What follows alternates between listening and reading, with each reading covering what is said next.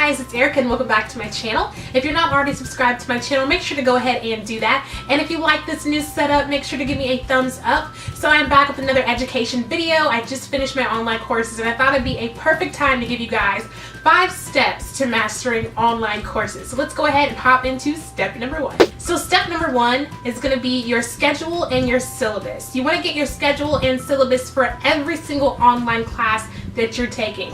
So for this semester, I had both online classes for my bachelor's program as well as for my ultrasound program. So I had 2 classes in ultrasound and 2 classes in my bachelor's. So I had 4 classes that I had to lay out the schedule and lay out the syllabus for.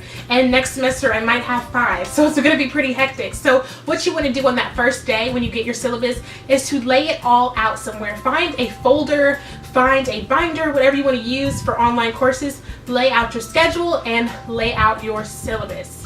So step number 2 is to get a calendar. Calendars work tremendously well and they make such a big difference when it comes to getting everything together for online courses. What I like to do is I like to use those main calendar pages, the ones that say January, February, not the little ones that give you the specific date and you can like write what you want to do, but the main one that has all the little squares on it.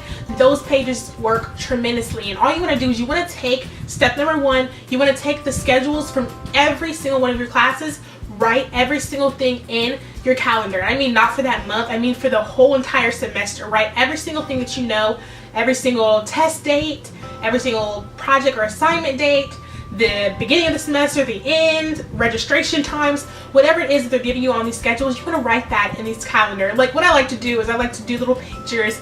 So for this last semester I had a pathophysiology course, so I did like a little DNA symbol for one of my classes. You can make it look cute, it doesn't matter, but what you really want to do is make sure that you have all these dates in this calendar. So step number 3 would be to complete assignments ahead of time if you can. So I know for my ultrasound courses, a lot of these things, like I could watch the lecture ahead of time, but I couldn't work on any assignments ahead of time. But on my bachelor's program, I could do the whole class if I wanted to. I could work pretty far. So what you want to do is if you have courses that you can work ahead of time on, you want to start working ahead. So if you do forget or something happens, you've already been ahead. What I like to do is at least be 1 week ahead. It'll help you so much. So many things happen when you're in school. Something could happen on the weekend. You could be stuck out of town somewhere. You can't get to a computer. Your Wi-Fi's down. Things happen. So if you're a week ahead, it's going to keep you from missing assignments and losing out on that grade. So step number 4 is to pick a day for a specific course. One thing that my mind hates doing is bouncing from subject to subject. So if I'm going to focus on, like when I was in my program for radiology, I was also in business management.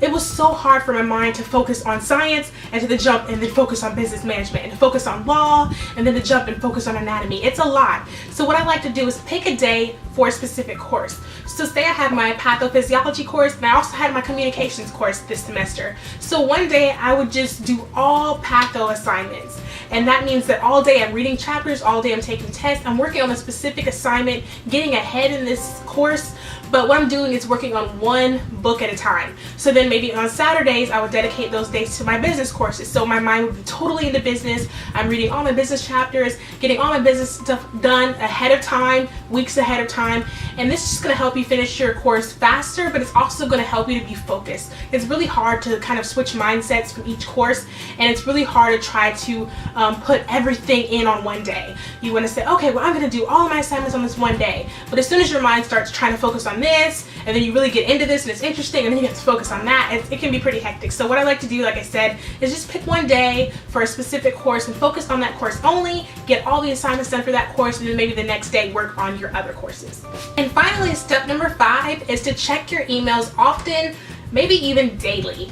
Something that would happen to me a lot is that I would miss assignments because they had been added in or they'd been talked about in an email and I wasn't checking my email, and then I lost out on that grade and made it 0 and it was horrible. So what you want to do is make sure that you're checking your emails because things are going to change. Yes, they gave you a schedule. Yes, you wrote it in your calendar. You know exactly where things are supposed to be, but things happen with teachers all the time.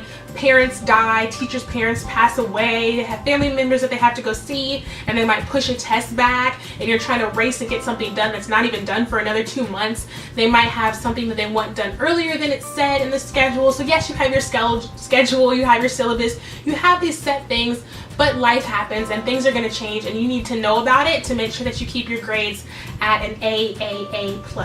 So you need to make sure that you are checking your email. I use Blackboard, and a lot of colleges use Blackboard. Now they have a Blackboard app, and it can send you notifications if you receive anything.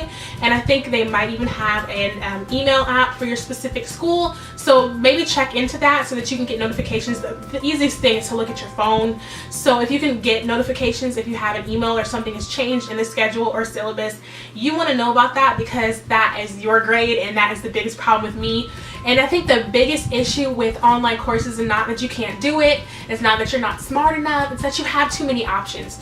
You can decide to go out to the movies instead of do your work. When you're in a class that you have to be in, you know this test is about to happen right now in your face, you have to study for it, because there's no getting out of it. You can't turn off the alarm clock in your online class like you can. So you want to make sure that you're on top of things, and that you want to treat your online courses like you would treat courses that you actually had to take in person. So that is pretty much it for this video. The last little tip or tidbit I can give you is to just be determined to pass these courses. If you're determined to pass them, you will sit down and complete a whole course in one day and just totally be done with it. So you want to be determined to pass these courses. You're not going to have a problem if you follow these 5 little steps that I gave you. You shouldn't even have a problem. And that is pretty much it. I will see you guys in my next education video. Like, rate, comment, and don't forget to subscribe, guys. Bye.